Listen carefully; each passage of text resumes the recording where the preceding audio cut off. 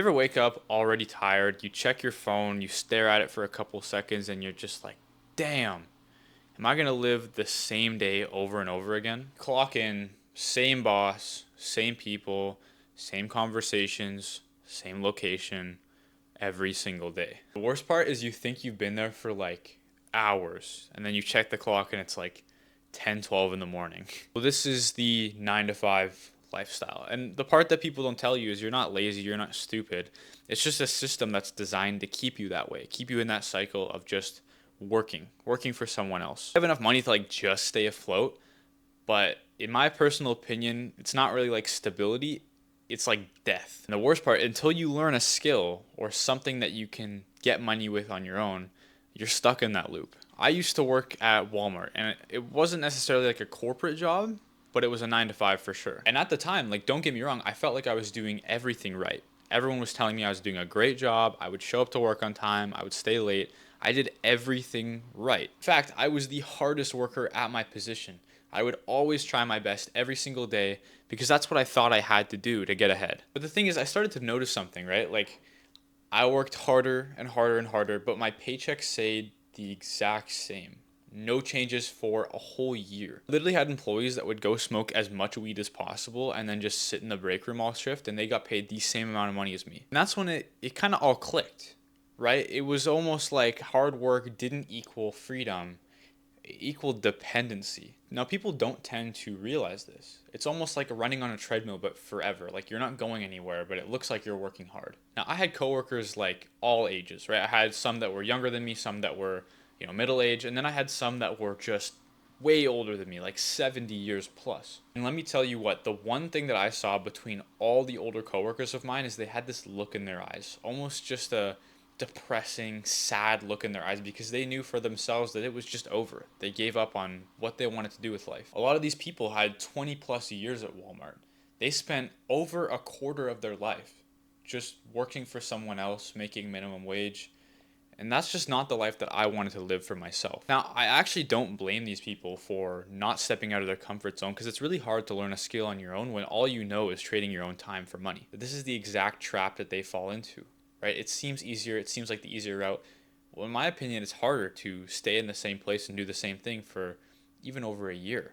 It seems benign. Now, at Walmart, they allowed you to do one thing that could control your income, and this changed my belief forever. Now, if you don't know what Walmart does, they sell something called a Walmart MasterCard.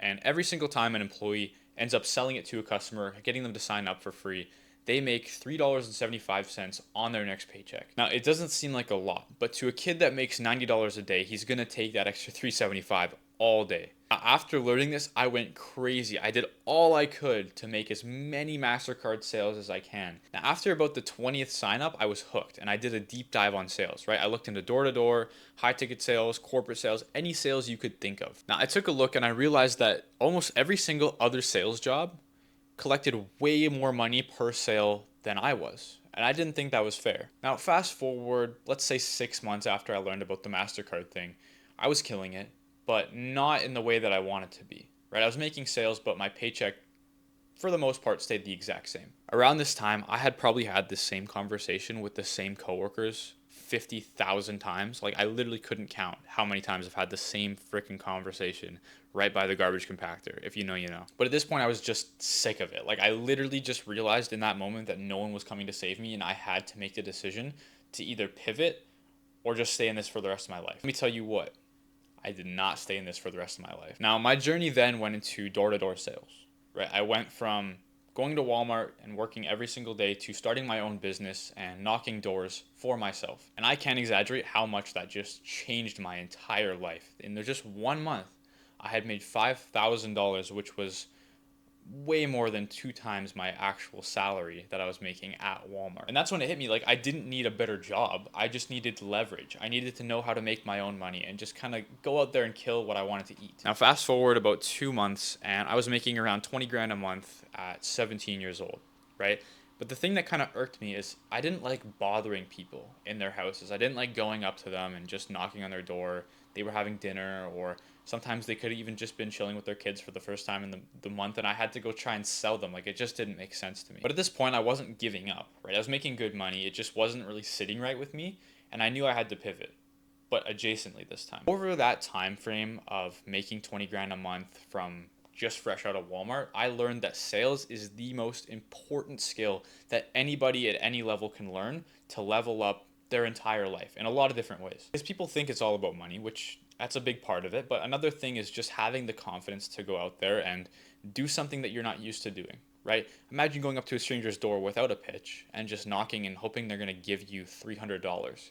Right? And that's the kind of delusion that I had starting off in order to get to 20K per month. Now, around my second month of making 20 grand, I just kind of thought to myself, like, do I want to be doing this forever? No. Now, the pivot I made from door-to-door sales in my own company was to something called high ticket sales. And I hadn't known about it beforehand, but it kind of came up on my YouTube feed and I was like, dang, let me give it a try. At first, I thought it was a complete scam. Anything in my mind, I'm just very old fashioned. I didn't believe that internet money was a thing. Like, I thought all these course gurus were just kind of trading money and trading Lambos and stuff like that. It just didn't seem in reach for me, especially with my past in a small city called Red Deer. Long story short, let's fast forward 3 months, right? The first month I spent learning everything there is to know about high ticket sales, whereas now, this month so far, in 19 days, I collected a little bit over $73,000 for my offer. And I attest all of my success to my mindset and believing that I needed to become a weapon and not just some employee working under people. Now, in terms of mindset, over that year of door-to-door sales and now high ticket sales, I've developed somewhat of a 3-step framework that I follow every single day. The first most important thing is going to be volume, especially starting off, whether you're in door-to-door, high ticket sales, or corporate sales, doesn't matter. You need to be doing as much volume as humanly possible to negate any luck that you might have, right? And this is where volume comes into play, right? Because at those early stages, you don't have skill. All you have is volume and you need to use it to your advantage. Second principle that I use unironically is skill. Just skill itself. Now, obviously this is a little bit more intermedial, but it comes with time and mentorship and reps and all that stuff. But let's take it back to the 10,000 people example. Like, let's say you have 10,000 people. Like before, 10 people were already going to buy. So they're out of the equation. They statistically would buy anything that you put in front of them, right? So what your goal is as a salesman is to turn the rest of the 9,990 people into sales. And that's where skill comes into play, right? Because that's where the magic happens. Turning one of those no's into a yes is where you're going to make the most amount of money, right? You compare volume with skill, you will be absolutely unstoppable as a salesman. The last principle falls back to my Walmart days. It's leverage. You need a different vehicle, right? If you're only making $3.75 a sale, $3.75, by the way, where are you going to go? You're not going to get anywhere in your career. You need to upgrade and upgrade and upgrade. My salesmen in my door-to-door job were making upwards of $55 a sale, which isn't bad. But now, my friend who I got into high-ticket sales, who did do door-to-door for me, is making upwards of $400 each sale, right? It's just leverage in the vehicle that you're in. Now, that's why I like high ticket so much, right? You're only selling things over $4,000, and it ranges all the way from $4,000 up to $100,000, and the commissions just get bigger and bigger and bigger. You need to be using leverage to your advantage, right? Because the salesman selling something for $10 versus 10 million, it's the same skill. You're saying the same words, essentially. You're following a framework, but you're just making a lot more money on the item sold. The thing is, I'm not saying any of this as like a guru or that I'm special. I'm literally no different than you. It's just the thing is, I remember that feeling of sitting in the break room after my 7th day working in a row, 8-hour shifts. It just felt like death already. You know, I was already in hell. And I just don't want anyone to feel that feeling, right? Like, I want you to experience what it's like to close a $10,000 deal. It's just a level of freedom that you achieve for yourself. Once you learn how to sell, you don't need to depend on a single other human. You can do anything for yourself. And as of recently, the thing that's made it all worth it for me isn't the money, which is nice for sure, but it's seeing people learn and then have that clicking moment for themselves where they realize they don't need to work for someone else and make $15 an hour. It's like watching someone make their first $1,000 day. It can't get better than that, right?